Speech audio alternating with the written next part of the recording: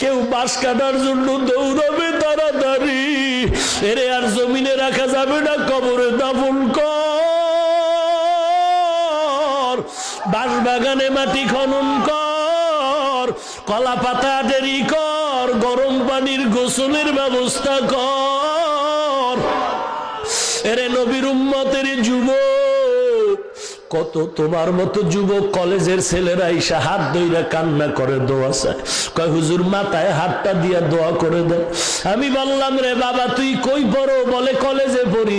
তোর মাথায় টুপি দাড়ি লম্বা, কয় হুজুর দোয়া করেন আপনার বয়ান শুনে এমন হয়েছে। আমি বললাম কলেজের শিক্ষকেরা কি তোরে গালি দেয় না?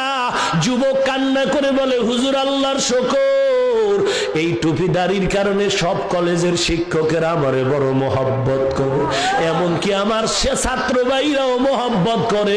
আমার কলেজে যেই মেয়েরা ক্লাস করে ওরাও আমারে সম্মান করে, একটু পর্দা করার চেষ্টা করে, আমার সাথে তেমন হাসি তামাশাও করে না। কেউ যদি করতে চায় তারে ফিরায়, বলে ওরে তোরা কষ্ট দিবি না, ও আল্লাহরে নিয়ে আছে, ও নামাজ পড়ে, বাধা দিবি না। এরে যুবক তোর পাও দুটো আগায়া দে, তোর পায়ে ধরে বলে যাই, তুই কি মনে করেছো কোরআন মিথ্যা, নবীর হাদিস মিথ্যা, জাহান্নামের বয়ান কি মিথ্যা? আল্লাহর নবী জাহান্নামের বয়ান যখন করতেন সাহাবায়ে কেরাম বেহুশ হয়ে পাগলের মতো করতেন, মনে হয় যেন তারা জাহান্নামের আগুন নিজের চোখে দেখতে পায়। এরে নবীর উম্মতের দল, ওই অন্ধকার কবরে তোর খেলার জীবনে কত বন্ধু ছিল আজকে নাই, লেখাপড়ার টেবিলে কত আড্ডা দিছো অনেক বন্ধু নিয়ে আজকে নাই, কর্মজীবনে কত বন্ধু ছিল আজকে নাই। ওরে যুবক তোর মতো যুবক দাড়িওয়ালা নামাজি কলেজে অভাব নাই, র্যাব আর্মি পুলিশের অভাব নাই, তুমি কেন পারবা না? আমার মন বলে তোমার কলবে আল্লাহর ভয় নাই। ওরে আল্লাহর বান্দা, কিসের পীর, কিসের দল, কিসের নেতা? ওরে আপন তো আমার মা বাপ, এই মা বাবাও কিন্তু কবরে গিয়া আপন হয়ে সহযোগিতা করবে না।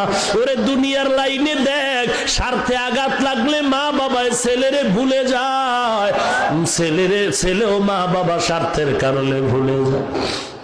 ওরে নবীর উম্মতের দল, ওই যে বরগুনা পটুয়াখালীতে সিডর হয়েছিল কয়েক বছর আগে, হয়েছিল, ওই সিডরের সময় শুনছি আল্লাহর এক বান্দা স্ত্রী ঘরের মধ্যে মাগরিবের সন্ধ্যা ঘনিয়ে কালো মেঘ, ঘরের মধ্যে পানিগুলো ঢুকতেছে আর বাতাস সিগন্যাল চলে, ঢেউ ঢেউ চলছে। স্বামী আর স্ত্রী চিন্তা করে কি করি, ঘরে যদি বয়া থাকি পানি বেড়ে যাবে, মরে যাব, এইবার বেরিয়ে যাই, যা হবে পানির মধ্যে হাবুডুবু খায়, কোনো দিকে যেতে পারলে যাও। দরজা দিয়া নামে, বিবি ডাক দিয়া কয় স্বামী আমার দুইটা সন্তান তুমি নাও, আমি একাই পারবো না, তুমি নিয়ে যাও। এইবার আল্লাহর বান্দা বাচ্চা দুইটা কাঁধে নিয়া পানির মধ্যে নামলো, এদিকে স্ত্রীও ভালো করে মজবুত বেঁধে নামলো। পানি বেড়ে বেড়ে বেড়ে বেড়ে যখন সিনা পর্যন্ত বাড়তে শুরু হয়ে গেল, এবার দাঁড়ানো যায় না, ঢেউ, অন্ধকার, বাতাস। আল্লাহর বান্দা বলে আমি তাকায় এদিকে আমার বিবিটারে ঢেউয়ে কোথায় যেন নিয়ে গেল, আর খুঁজে পাইলাম না। এদিকে এখন আমার দাঁড়ায় থাকতে পারি না, পানি বাড়ে, আমার পাওটা চলে যায়, পাও দাঁড় করানো যায় না। এইবার চিন্তা করে দেখলাম আমিও বাঁচবো না। এবার আমার বড় সন্তানের বললাম বাবা তুই আমারে ছেড়ে দে, আমি তোরে আর ধরে রাখতে পারি না। ওই সন্তানটা আমার গলা জড়ায় কাঁদে আর বলে আব্বু আমাকে ছাড়িও না, আমি সাঁতার জানি না, মরিয়া যাব। এইবার দেখি না আমার সন্তান আমাকে ছাড়তে চায় না। যখন পানি বেড়ে বেড়ে আমার এই গলা পর্যন্ত উঠতেছে, আমি তখন আমার ডান হাত দিয়ে আমার বড় সন্তানটারে ধাক্কা দিয়া পানির মধ্যে ফালায় দিলাম। দেখি বাচ্চাটা পানির ঢেউয়ে হাবুডুবু খায় আর বলে আব্বু আমাকে বাঁচাও। এইবার আমার মেয়েটারে আর আমি ধরে রাখতে পারি না।